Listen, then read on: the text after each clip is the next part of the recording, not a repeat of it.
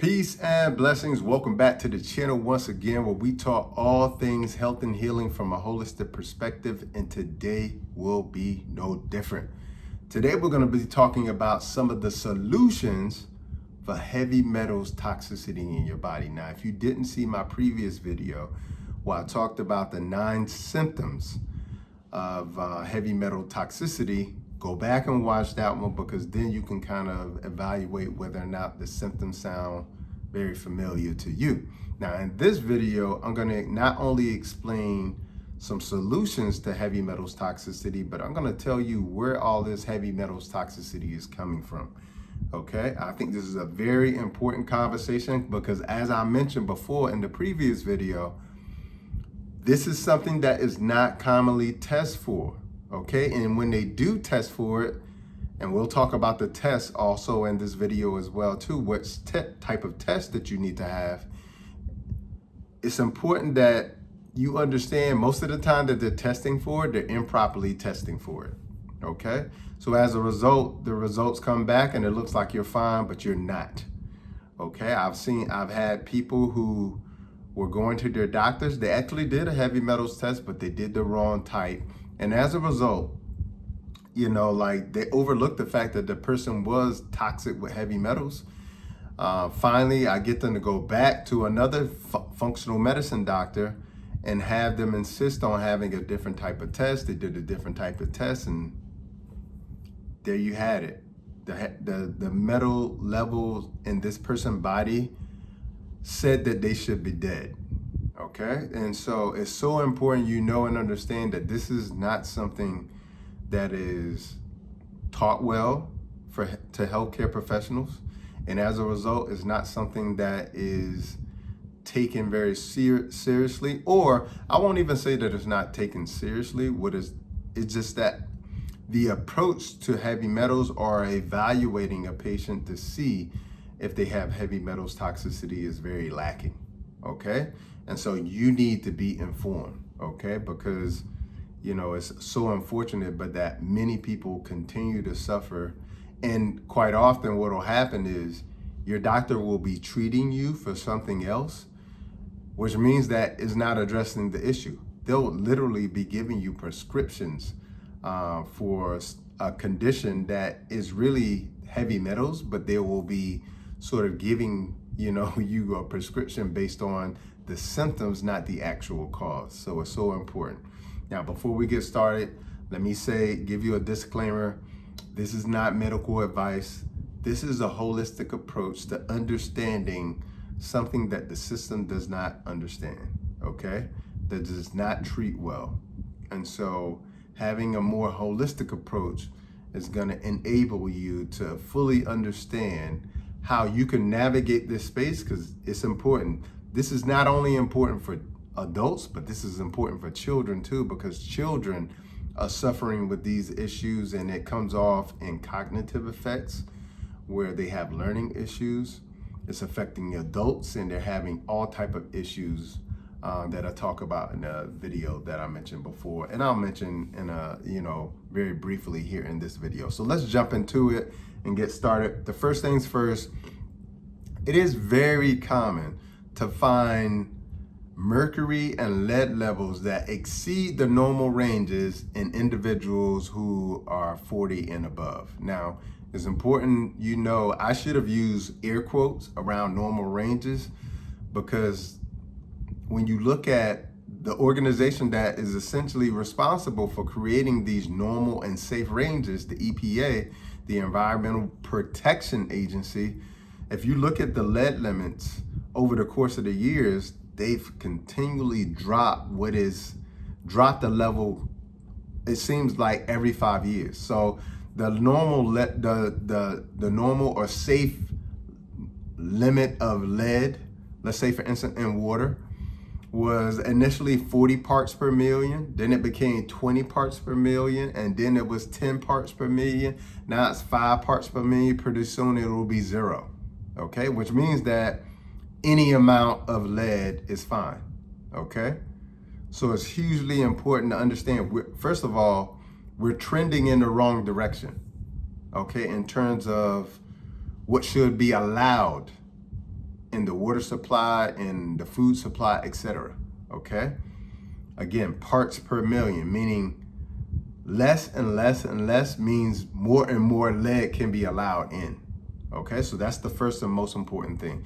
The other thing that is important, after doing some research in the Journal of Circulation, what I was able to discover was that they showed that lead levels above 2, which is in normal ranges, in safe ranges, according to the EPA. Okay, according to the EPA, uh, levels at 2. Okay, what they showed that people who had lead levels at the level of 2, which again is in the safe range for the EPA, they showed that these people who had lead levels of 2 had an increase of stroke by 89%. They showed that these people had an increase of potentially having a heart attack by 155%, okay, or 150%. And then they showed that people had an increase of 50% of dying as a result of a heart attack, as a result of having a lead level of 2, which is in the safe range, according to the EPA. Now, that's hugely important because that means that having a lead level of 2, which is, again, if you go to your doctor, this is what I'm trying to help you understand. Because the EPA has made the level so low, okay, when you go into your doctor and they see a lead level of 2, they're going to say, well, you're in the safe range. There's no need to, to consider you toxic with a heavy metal. That's the other implication of this. So a lot of people are going into the doctors. They have these arrhythmias, issues of the heart, and they're not actually associating it with having a heavy metals toxicity. And as a result, you never address the heavy metals toxicity. You just address the arrhythmia by giving them a prescription for an arrhythmia, which doesn't address the cause, which means that you're going to continue to have this issue. Okay, so that's a huge implication in terms of like understanding the impact of this, because the number one cause of death for Americans is heart disease. Okay, so, and as I mentioned before, if you are over 40 years old, okay, it is very common to have both mercury and lead levels that are above what is healthy. Okay, so that's hugely important. The other important thing is this: having that lead level above 2, which increases your risk of a stroke to 89%, by 89%. It increases your risk of potentially having a heart attack by 150%. And it increases your risk of potentially dying from a heart attack by 50%. That's higher than smoking cigarettes and having high cholesterol. Okay, so just put that in perspective for a minute to help you understand that the system that we in is not working for us. Okay, so you got to work for yourself. This is why you got to be the first eyes and ears on your health. Okay, you can't just throw it into anybody's hands, not even my hands. Your health is your responsibility. Take ownership of it. Now, where is all of this heavy metal coming from? That's the question that people are always asking me, because when I tell people all the time, they ask me, I'm like, well, I do my detox, every 3 to 4 months. And they're like, well, why are you doing a detox every 3 to 4 months, Dr. Price? Well, I do my detox every 3 to 4 months because, as you'll see when I explain where these heavy metals are coming from, we're getting pollution from every aspect. We're getting it from the air. We're getting it from the water. I mean, I don't even drink the water, but guess what? I have to bathe in it. I even have a filter on my house, but some of that stuff filters through. Okay, it's in the food. I mean, it's everywhere. Okay, and you not only have to think about today, because these heavy metals, they don't leave the body unless you do something to escort them out of the body. Okay, so they get into the tissues. Okay, and they quite often get into the organ tissues, and they quite often shut down the elimination pathways. Okay, one of the best examples for that I'll give you is this. When most deodorant today, when it's antiperspirant, deodorant has aluminum in it, okay? That aluminum is part of what shuts down, the whole, sweating mechanism so that you don't leak out odor, okay? That's the antiperspirant, secret is the aluminum that is in the deodorants. And you're wiping that on every day, sometimes twice a day, multiple times a day, giving yourself a little dose of aluminum every day, okay? That shuts down the lymphatic system, which is in the armpit, okay? And the lymphatic system is the waste dumping system, okay? The lymphatic system is primarily located in the folds of the body, under the arms, in the neck, in the groin, in the abdomen, behind the knees, etc., okay? They're in those areas because that's where we sweat the most, okay? That's where we're supposed to get rid of toxins, okay? That's why those are the areas for a lot of people that they have odor, because you're dumping out waste from those areas. Now, if you start spreading on deodorant, go watch my video that I talk about I haven't worn deodorant in probably 8 years. That's a whole nother topic, but go watch that video and I explain why in that video. But it's important for us to know and understand that if you got a ton of waste coming out of your body and it's backed up and accumulating in the system, it's gonna create an odor. But when we use these antiperspirant deodorants that contain aluminum, they're pushing that waste back into the body. They're blocking it from exiting the body. Okay, not only that, but you're actually adding aluminum to your body. You're actually creating toxicity in your body, heavy metal toxicity. So that's one way that we get heavy metals, okay, through our deodorant. Another way is through coal burning, okay?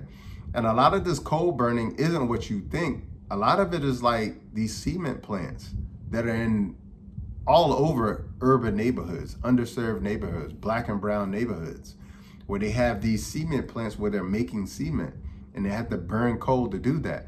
And when you burn coal, that gas that is in the air that I can't even protect myself from, because some of these cement plants, you don't even know they're cement plants.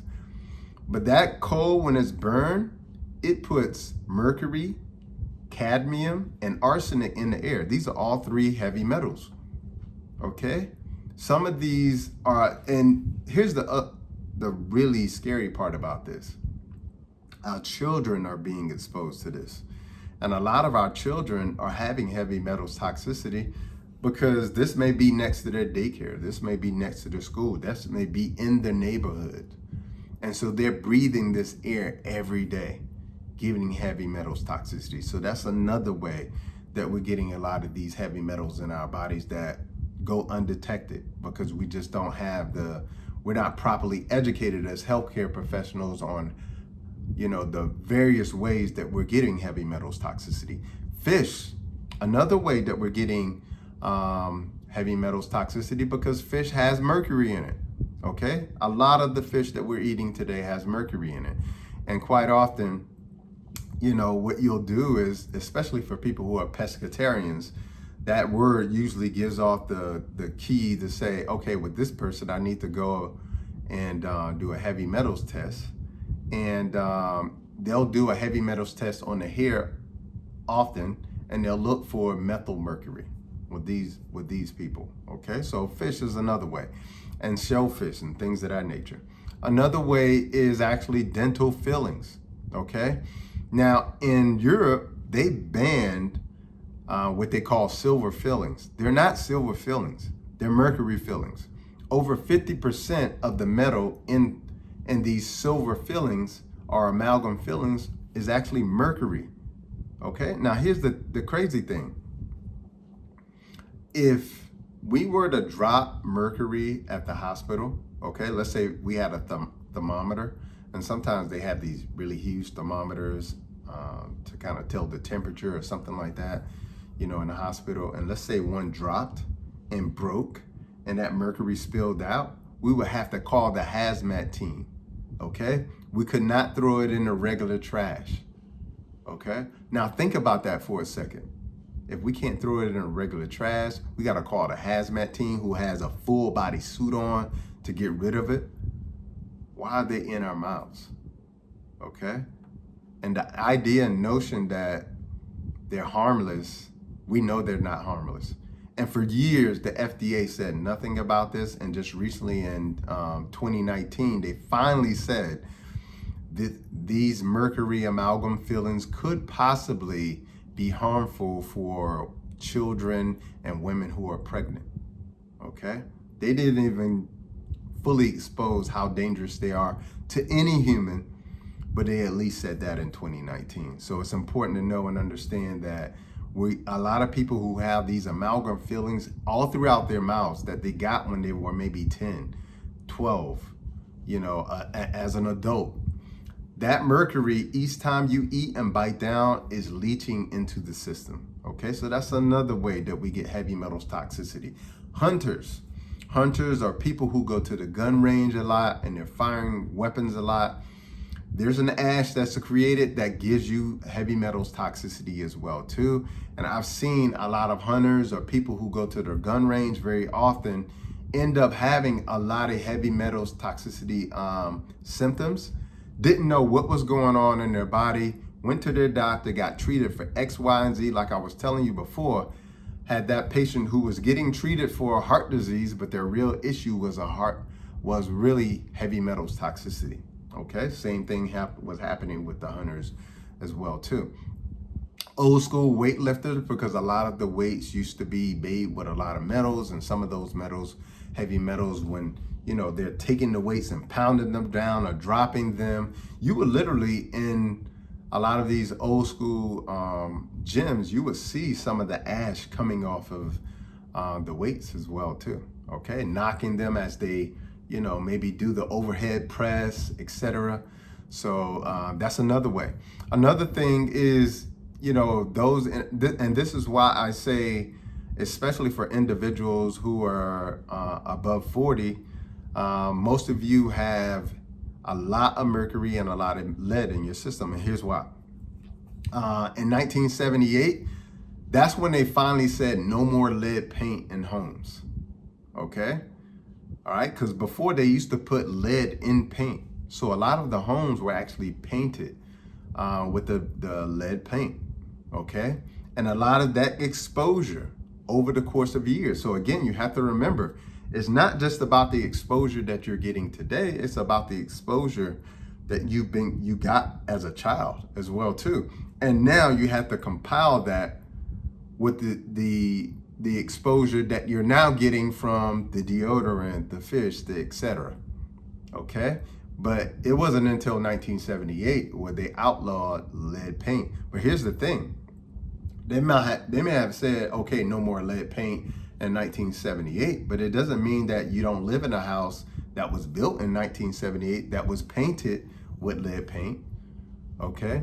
And sometimes that paint, you'll say, well, we painted our house. Well, a lot of times they will paint over the paint. So the paint is still there and it's still creating those fumes. So those fumes can still get in the system as well too. Also the lead pipes, okay? We saw the issue in Flint, Michigan that I'm always talking about, that you remember a lot of the children got affected with the lead paint, a lot of the adults. I mean, not the lead paint, but the lead pipes, because the water had so much lead in it. Again, you gotta remember, years ago, the EPA said that the limits were 40 parts per million, then it went to 20, then it went to 10, then it's at 5. Pretty soon it's gonna be 0, okay? And the reason why is because, and here's why this is not a local issue. This is not just an issue with Flint, Michigan. Most cities built their plumbing in their cities 100 years ago, okay? And when they built it with the same lead pipes that they used when they built Flint, Michigan. Okay, so the same runs true for, New York, for Chicago, for Washington, D.C., for Atlanta, for Houston, for L.A. The same is true for all of those, because you don't see the city going back in, just digging up pipes and replacing them. Okay, so it's still there. Okay, so it's important to know and understand we're getting lead from that way too. Okay, and a lot of people will say, well, I don't drink tap water, or you may not drink it, but you bathe in it. And guess what? Whatever you put on your skin will be absorbed. okay? Other ways is also, you got to think, it wasn't until like 1990 that they removed lead from gas. That's why now when you go to the pump, it says unleaded, okay? That's why today it says unleaded when you go to the pump, because it used to be leaded. It used to have lead in it, okay? But it wasn't until 1990. So if you were born before 1990 and you've been pumping gas, and when you pump gas, those fumes, you're getting lead, okay? Now today they don't have lead in the gas, but they have a lot of other nasty things in there, and that's a whole nother conversation. But if you grew up pumping gas during that time, or having to pump gas for your family, your parents, etc., again, that was another way that you got a lot of lead as well too. All right, and then also a lot of the and this is a shocker for a lot of people, a lot of the crystal wine glasses that are made from crystal, they will put lead in the crystal. And you were like, why would they put lead in the crystal? Well, actually, I was asking somebody this because I wasn't aware of it, but they said that adding the lead actually made the wine taste better. So that was another way that you get heavy metals toxicity. So those are just a few ways that we're getting lead into the body. And as I mentioned before in the previous video, when you get heavy metals in the body, they affect the brain, okay, which can affect your cognitive ability and your ability to concentrate. It affects the mitochondria, which is responsible for creating energy in the body, okay? So you're gonna be fatigued all the time. It affects the gut, so you're gonna have bloat, gas, and have a leaky gut. It affects the liver, okay, which is the primary detoxification organ in the body. It affects the immune system, okay, which means you're gonna have increased infection. It could cause autoimmune conditions, high blood pressure, depression. It can suppress the immune system, as I said before. It also can create conditions known as Parkinson's and Alzheimer's. It also can lead to things like destroying your entire body, because it gets into the tissues. And that's the issue. Once this gets in the tissues, now it's very difficult to get out of the body, and it wreaks havoc. And the other issue is that a lot of the heavy metals can actually mimic certain hormones. As a matter of fact, that's the very thing that happens with a lot of people who have thyroid issues. A lot of the heavy metals mimic thyroid stimulating hormone. And so it gets into the thyroid, causes inflammation, and eventually ruins the thyroid, and you have to have it removed. Okay? And some people can avoid it by having it partially removed, and some people have to have it removed because their thyroid is just simply mush at that point.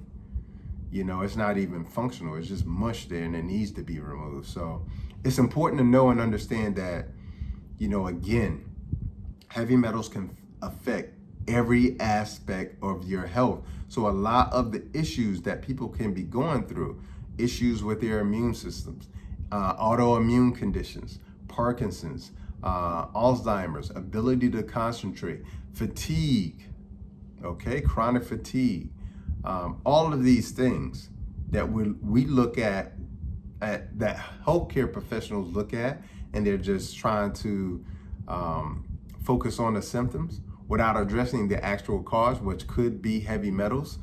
You end up suffering, and often you end up suffering for all of your life. Even high blood pressure, again, could be heavy metals. Okay, so let's get into what are some solutions. Let's dive into a few of the solutions. Now, one of the solutions could be chlorella. Chlorella is an algae that grows in fresh water. Now, I did a training with Dr. Morris, and Dr. Robert Morris calls algae pun scum. Okay, so he's totally against it. And typically, in most cases, I do not use a lot of algae like chlorella or spirulina. Okay, but here's the thing. Chlorella is amazing when it comes to removing mercury. It binds up mercury, especially in the gut. And the other thing is it also can bind up the mercury in your brain too, because that mercury can cross the blood-brain barrier. Okay, so in that case, I'm using chlorella. Now, so that's one of the solutions, okay, using chlorella. Another important sort of variable is glutathione. You need to increase glutathione. Now, glutathione is an antioxidant that you can get from food. Some of my favorite foods to get glutathione from is okra and also avocado, okay? But glutathione helps to detoxify the body, okay? And it also can help to get rid of certain heavy metals as well too. Cilantro, again, cilantro is one you don't use if you have heavy metals toxicity. It's the one you use after you started the process. And here's why. Because when you use cilantro, it actually can usher in heavy metals into the blood-brain barrier, okay? And so that's why you don't use cilantro, in the beginning, okay? So again, like, this is something that you may want to have a healthcare professional work with you with. And it's really key to have these kind of things, because you'll have a person who goes out and sees that cilantro helps to remove heavy metals, but they don't understand that when you have heavy metals, like a very severe case of heavy metals toxicity, and especially when it's in the brain, then you don't want to use cilantro, okay? Especially at the beginning of the therapy. Eating lots of fiber, okay, is hugely important too. And the reason why that's important is because fiber will also bind up some of those heavy metals too, okay? Because some of those heavy metals are going to come out through the stool. And if you're not eating enough fiber, you're not going to have a bowel movement, okay? So a part of what fiber does is fiber will act like a sponge and a broom inside of the digestive system, okay? So getting a lot of fiber in your diet is going to be critical as well too. Increasing amino acids, and notice I said amino acids and not necessarily protein, okay? You can get all of your essential amino acids from plants, okay? And I tell people that because there's a myth that you need to get your protein from animal protein, okay? But I always give people the example, if that were true, then cows, pigs, and chickens, which is what most people primarily eat when it comes to meat, cows, pigs, and chicken, none of those eat meat to get their protein. So if they don't eat meat to get their protein, why do you need to eat meat to get your protein? So it's just important you know and understand you can get your amino acids from plants. And as a matter of fact, all amino acids and proteins are formed by plants. Even animals take those amino acids and create their proteins, okay? Hugely important. The other thing is hugely important in terms of like getting rid of heavy metals. If you got to be able to poop, pee, and sweat. Poop, pee, sweat, and move. If you can't poop, pee, sweat, and move, you're not going to be able to get these toxins out, because it won't matter how much chlorella or how much glutathione you get in your body. If you can't eliminate it, then that's a huge problem, okay? Which leads to my next solution, which is my detox, okay? Now, you don't have to do my particular detox, but using herbs to get heavy metals out of the body is key, okay? And the reason why it's so key is not necessarily because the herbs necessarily remove the heavy metals, but most importantly, especially with my detox, it opens up the elimination pathways, okay? You got an elimination pathway in the lungs. The liver is an elimination pathway, okay?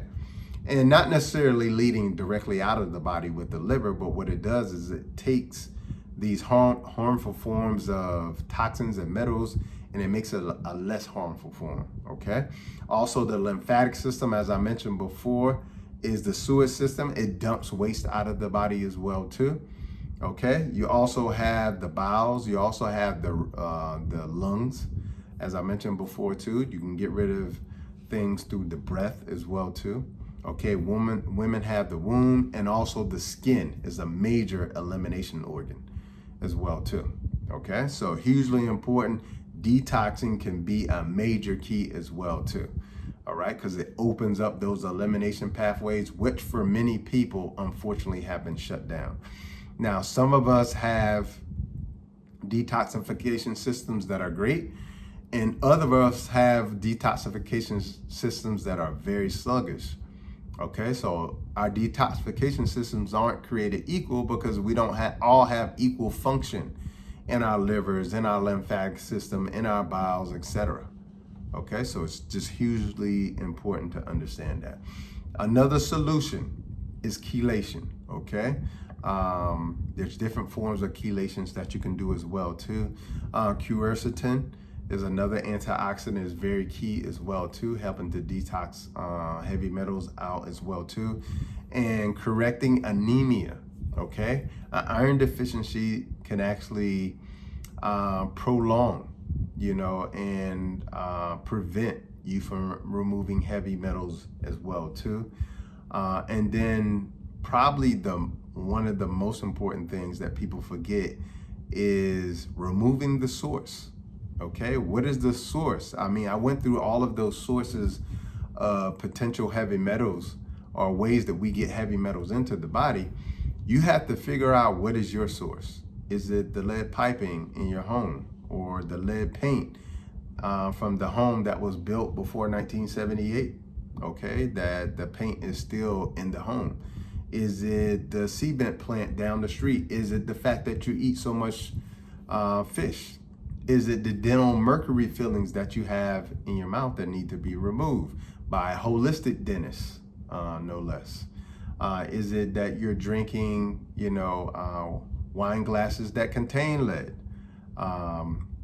Figure out what the source is. That's hugely important as well too. And again, the different type of tests that you can do, the gold standard is what's called a urine test. Okay, you could do a urine test, and a urine test is called the gold standard, but a urine test is only going to tell you the current exposure that you have. So what you're currently being exposed to. It'll tell you about the fish that you're eating, the mercury that you're getting from that. It'll tell you about the amalgam fillings, okay? It'll only tell you about your current exposure. It won't tell you about the exposure that you got when you were 8 years old and you lived in the house that had the lead paint, okay? It won't tell you about that. So even though it's considered the gold standard and it's the test that many of you will get when you go into your doctor, it does not tell you, it does not provide a full picture, okay? So I don't know about that one, okay? It could be part of the testing. A hair test is cheaper, but it's less revealing. It doesn't tell you everything, okay? And then you could do a blood test. Now, a blood test is good, but a blood test only tells you 90 days. It only tells you what's been happening for the last 90 days. So that doesn't give you a full picture.